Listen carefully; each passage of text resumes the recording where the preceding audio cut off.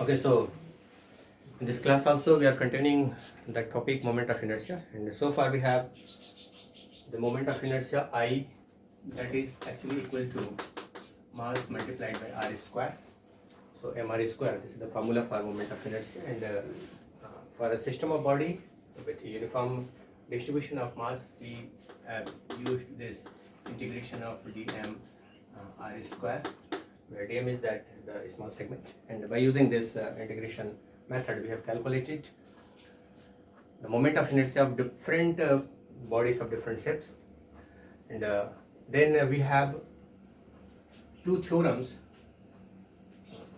related to moment of inertia. One is the perpendicular theorem, perpendicular axis theorem.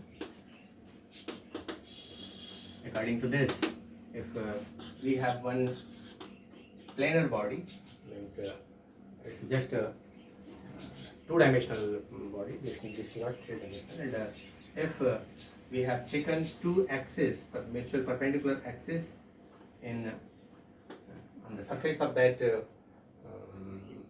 plane, that body, then this moment of inertia perpendicular to this, that is z. So Iz, it is equivalent to the sum of Ix plus Iy.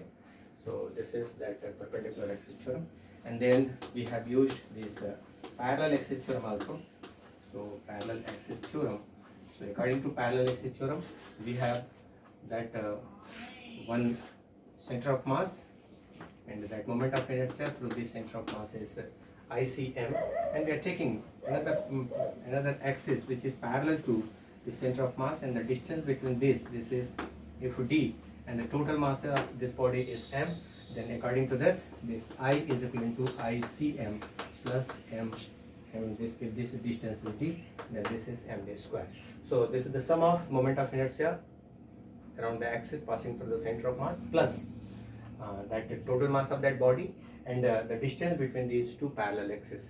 So we used these two theorems in order to calculate the moment of inertia of that body around that axis which is away from that center of mass. And so if we are taking that spherical sail, and this is that spherical sail of radius, means that hollow sphere, this is that hollow sphere of radius r, then if this axis, this is that axis passing through the center of mass, and this body is rotating around this, total mass is m, then the moment of inertia is ICM, it is equivalent to 2 by 3 mr square. And if this is the solid body, this is that solid body of the same mass, this is the hollow sphere, hollow sphere, and this is that solid body, solid sphere of same radius and mass m, and this is the axis passing through this. So this ICM, it is equivalent to 2 by 5 mr square. This is the formula we have derived by using that formula, by using that integration method. And if in spite of this center of mass, if we have this axis which is at the tangential point here or somewhere here, this is one axis, and we want to rotate this body toward this axis, we want to rotate this body toward this axis, means one axis which is just the tangential of this hollow sphere, either hollow sphere or this solid sphere, then simply we will use that parallel axis theorem and we can calculate that moment of inertia. So this is I, so I is equal to, by using that parallel axis theorem, this I is equal to ICM plus the mass is m, and this is distance, obviously this is at the touching point, means surface of the sphere, then this distance will be obviously r, so this is mr square.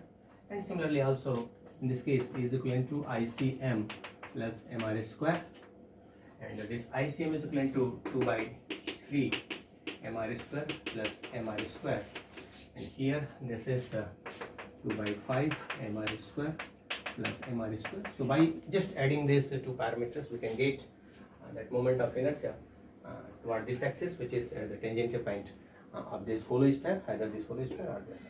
So just you can solve this 5 by 3. So this will be 5 by 3 mr square, and this will be 7 by 5 mr square.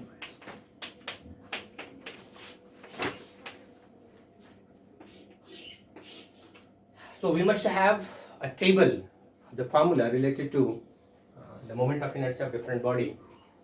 And, we may have different positions of axis. Okay, so let us summarize the moment of inertia of different body along different axis of rotation. So we will start from, so first the thin rod. We have taken this thin rod and we have different axes. If this axis is somewhere here and this is rotating around this, and the length of this rod, this is L and mass is M, then the moment of inertia I along this is equivalent to M by L square by 2. But when this axis is passing through the center, this is that rod, and when this axis is passing through the center, then this is the sum of two different bodies, and we will have this is equivalent to M L square by 2. Remember this, the position of this axis, this is at the end, this is ml square by 3. When the position of axis at the center of mass, at the center, and this body is rotating with this, the length is same, then its moment of inertia reduced to 1/4 time of this, so ml square by 12, and mass is same. And when we take that rectangular plane of length L, then width B, and one axis passing through this center of mass, so this body is rotating like this. Then we have that parallel axis, perpendicular axis theorem, and this I is equivalent to M L square plus B square by 12. Just we have taken the sum of x and y. So this is M L square plus MB square, where B is the width and L is the length. And this is at the center.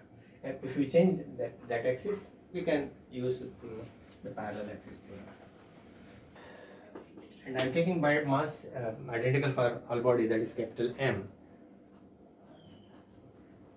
And fourth one is the ring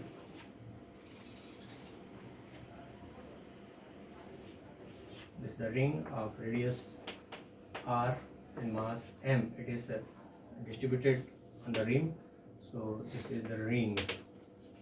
So here this moment of inertia I, it is equivalent to just mr square, we have calculated.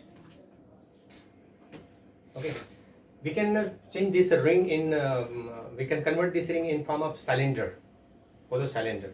So this is that hollow cylinder.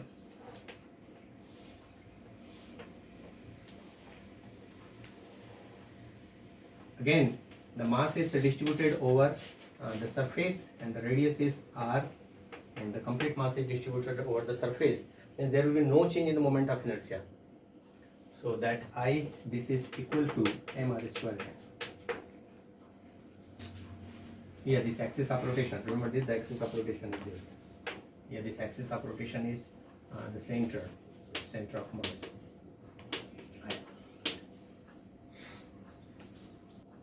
Okay, so cylinder, that hollow cylinder, and this ring, mass are distributed on the rim or the outer surface, so that moment of inertia is same, there is no change. And also that moment of inertia of this ring, when that ring is rotating around its diameter, then just it becomes the half of, if this is rotating around this,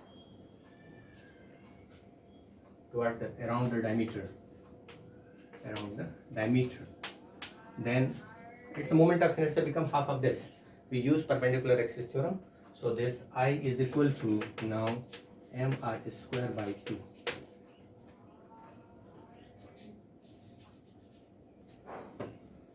Now disk, So this is a disk. Disk means that this is that disk, two-dimensional plane, and radius is r, mass is m, and this is toward the axis. So ICM, center of mass. This axis is passing through the center of mass. Then this is equal to, it is just the half of this. This is just a ring where the mass is distributed over this, and the mass is distributed on the surface, complete surface. Then this is a disk, and its moment of inertia is half of this. So I is equal to mr square by 2.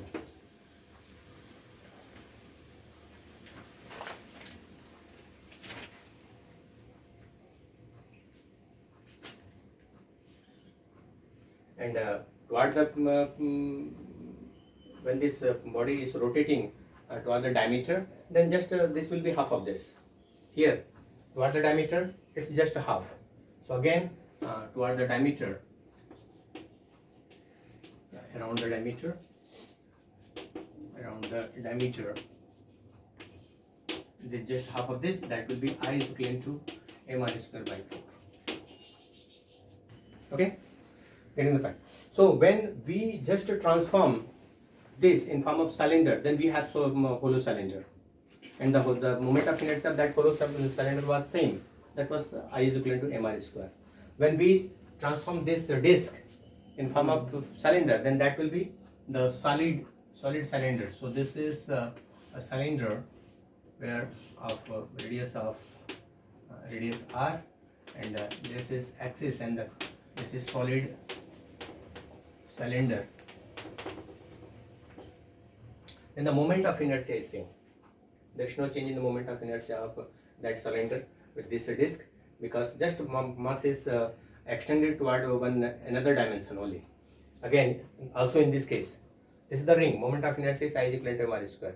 When we extend its mass in a second direction, then it becomes a cylinder, and the moment of inertia will be same, because the mass is distributed at the same distance, and the total mass is constant we have taken. If we change the mass, then moment of inertia will be different. But if the mass is the same, then that will be same. So here this ICM, it is equal to mr square by 2. So for hollow cylinder, this is mr square. For solid cylinder, this is mr square by 2.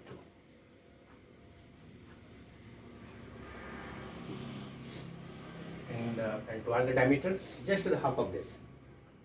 So this is mr square by 4. And for hollow sphere, this is a sphere, hollow sphere of radius r. Then this ICM, it is equal to 2 by 3 mr square.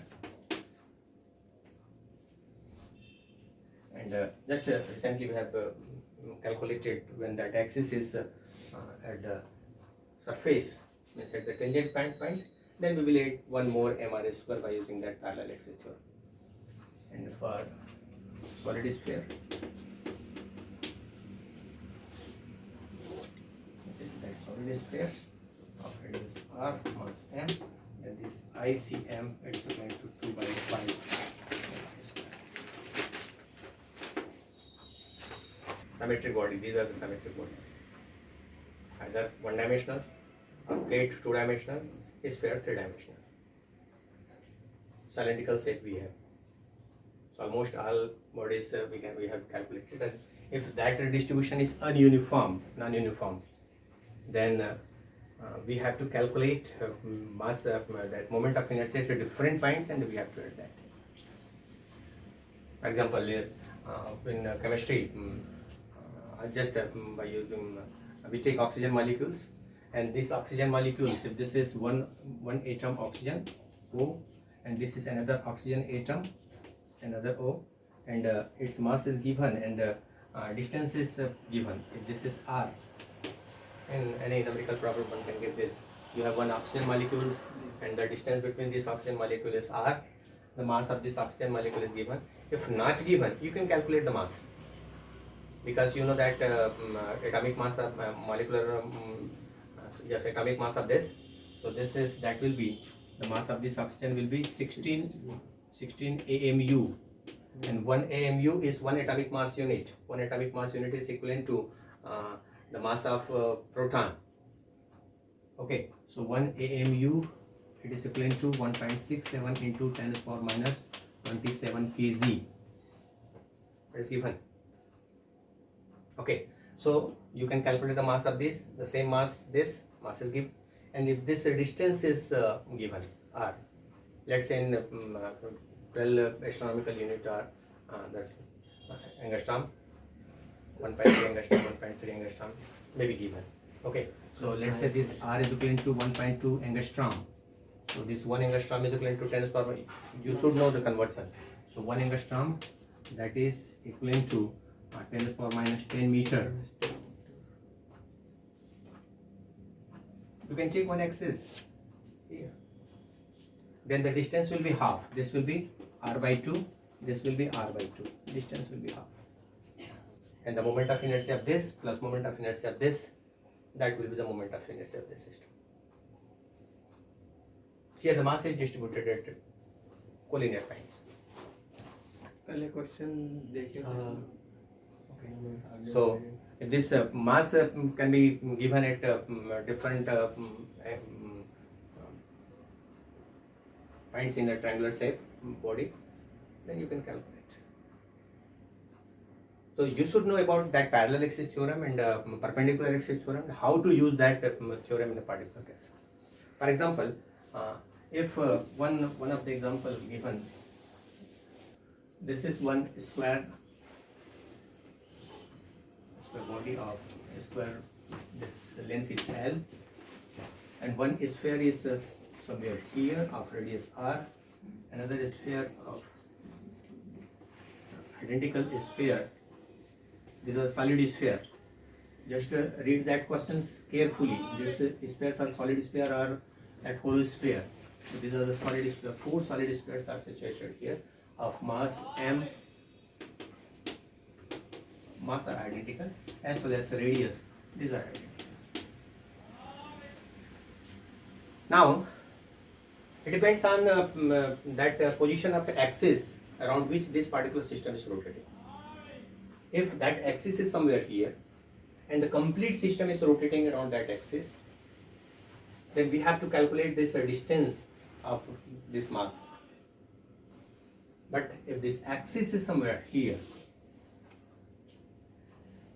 axis is here, and the complete system is rotating around this, then we have to use parallel axis theorem.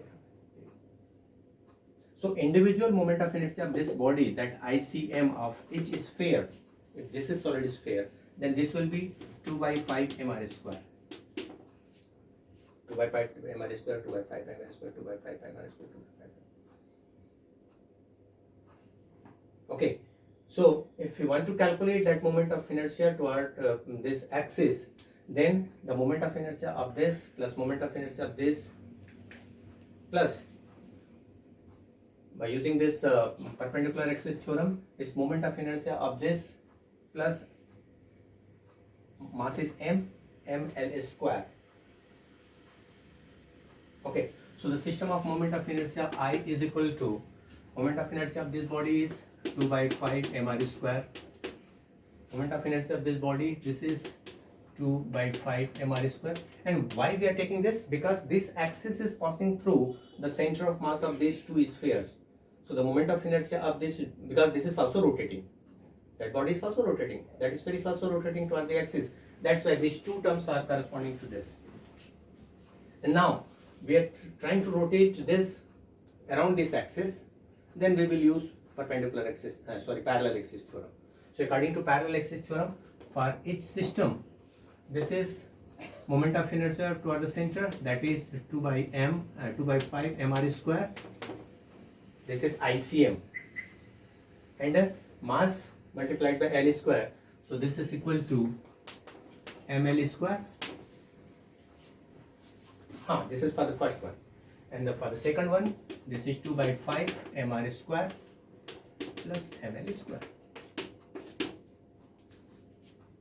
So this is the moment of inertia of the complete system.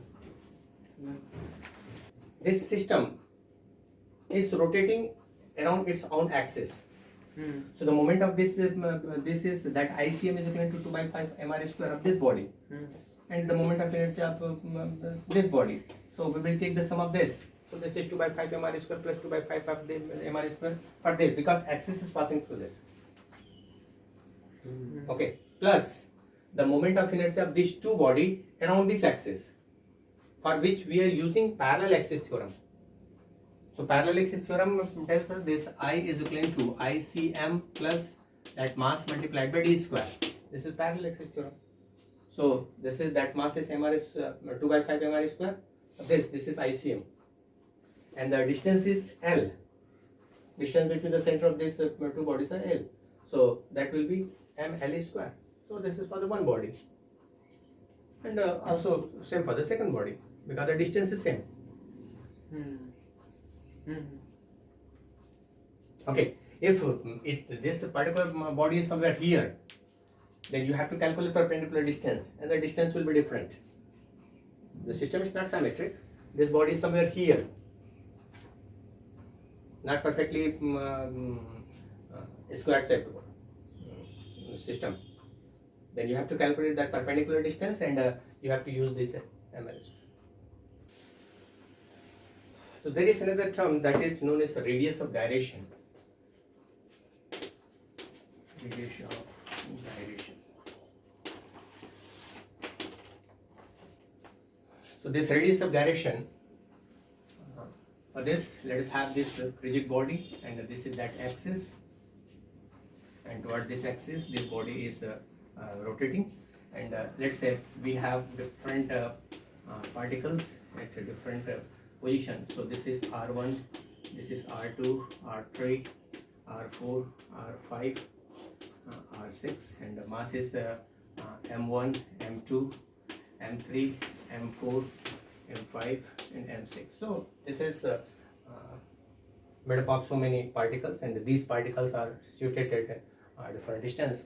Then the moment of inertia I, this is equivalent to sum of mi ri square, elliptical, where I is equivalent to.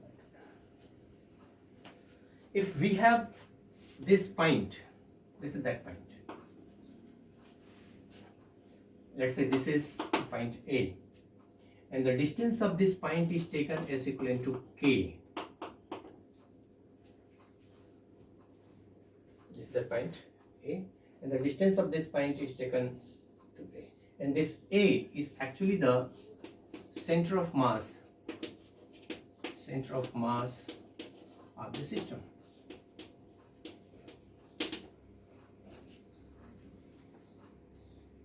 Okay, so this point, which is the center of mass of this system, then this distance between this point from this axis is represented by k, and this is known as radius of gyration. What are you getting? If we have one rigid body, we are taking that moment of inertia towards any particular axis, and if we take this one point A, which is at the distance of k, and this is the center of mass, and the moment of inertia of this complete system is equal to the moment of inertia along the axis passing through this axis, this point A, then this k is known as the radius of gyration. So this MIA, it is equivalent to what? That is mk square. So I is equivalent to, because that total mass is m, so this is IA is equivalent to mk square, and we will compare this from the definition of the center of gyration, radius of gyration. I is taken is equivalent to IA, so mk square, it is equivalent to summation of MRI square, and k square, this is equivalent to summation of MRI square by m.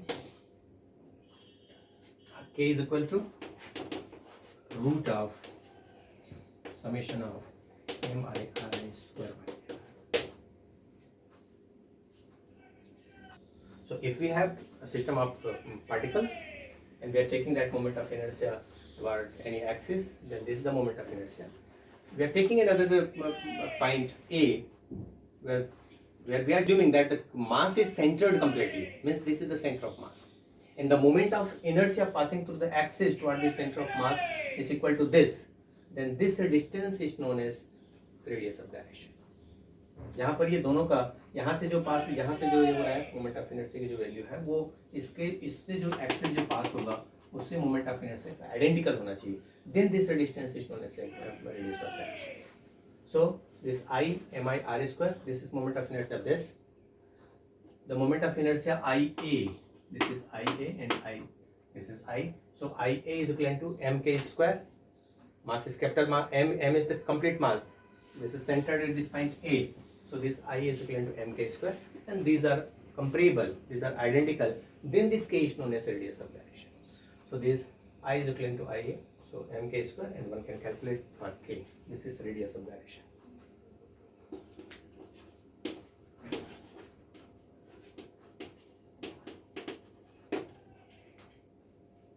Now let us use another parameter that is related to energy. So rotational kinetic energy.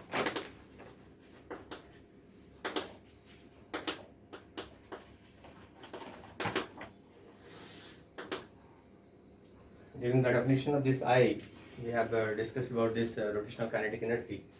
So if this is that system, and it is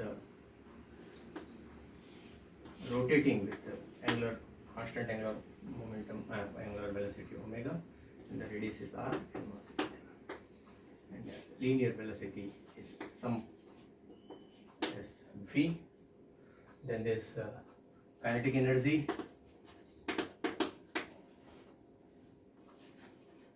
Ek, it is equal to half mv square, and taking capital M, so half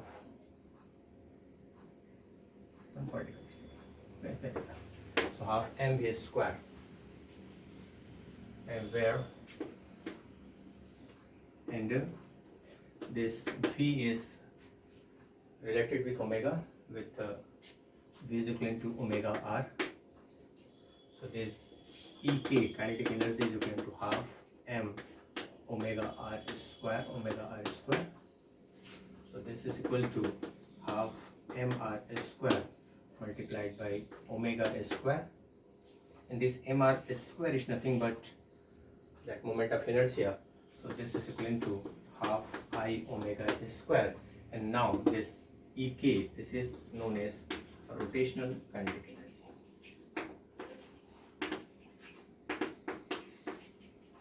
So this is Ek is rotational kinetic energy, and which is equal to half I omega square. There we compare this I with mass, the system, and omega, it is compared with that v there. So this is half mv square, and the rotational kinetic energy is half I omega square. Okay, so for purely translation motion, if that body is purely translation motion, then we use this half mv square. Means this is that system, and it is moving with a constant velocity v. This is the translation motion. So if this is purely translation motion, then we use this formula. If that body is purely rotational motion,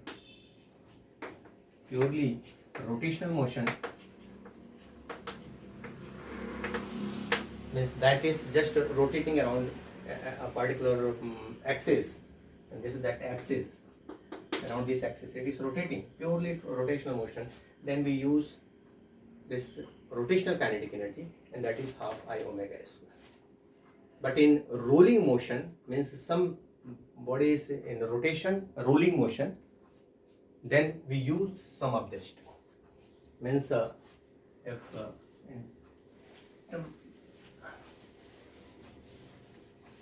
in the rolling motion,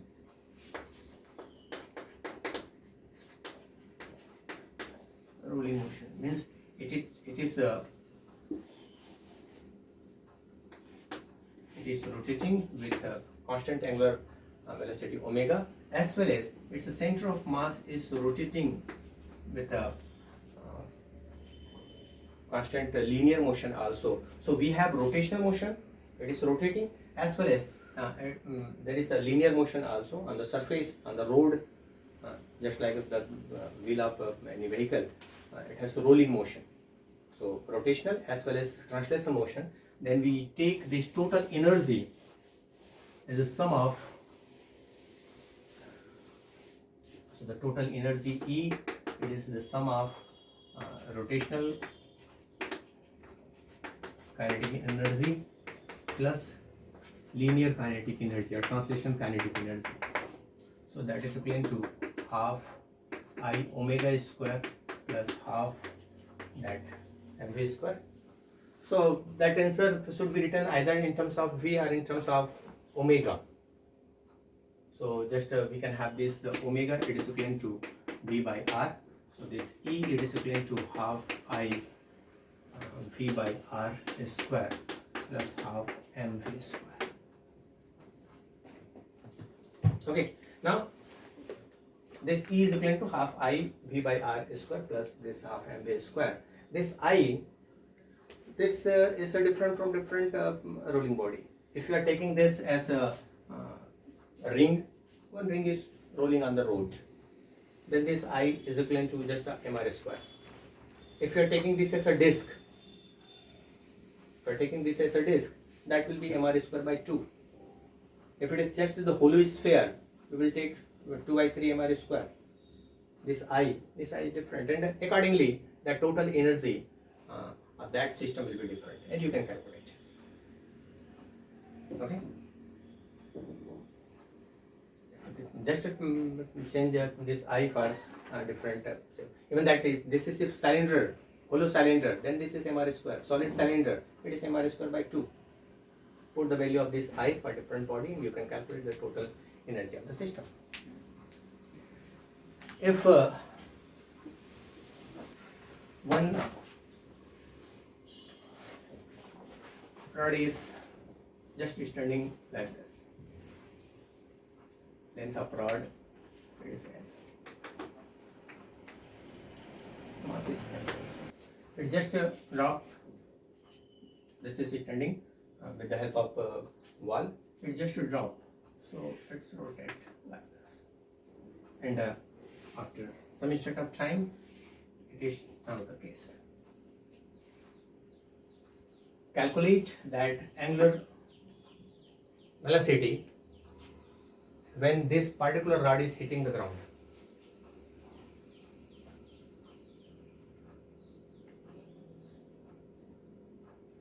What is the problem? This is that rod of length L, standing like this with mass M. We just drop this end, then we have to calculate this omega. This is the angular velocity that V1 can calculate when this is hitting the ground. So here we will use conservation of energy. We have the concept of center of mass, so the center of mass will be somewhere here. Symmetric body, so symmetric body, the center of mass will be somewhere here, and here, if this is that mass is centered here, then this length will be L by 2, and that energy that will be here, that potential energy is equal to mg, and that length is L by 2. Here this is in form of potential energy. When it drop here, it is not, there is no translation motion, because this is not just shifting, so only that rotational motion. So here that total energy is converted into rotational kinetic energy, so Ek is equivalent to half I omega square. Just compare these two. You can have this omega in terms of V and R, one can calculate. Okay, but remember this I, this is not simple, huh? You have to calculate this I by using that parallel axis theorem, because axis is here and the mass is here, so you have to use parallel axis theorem. Axis is here, so that is ml square by 3, and parallel axis theorem you have to use. So the total moment of inertia you have to calculate and put the value and compare this, and one can calculate velocity v. Okay, so try, make some practice and solve some more problems. So I think in the next lecture we can calculate this, we can conclude this particular chapter that relates to a rigid body and the motion of this rigid body. Thank you.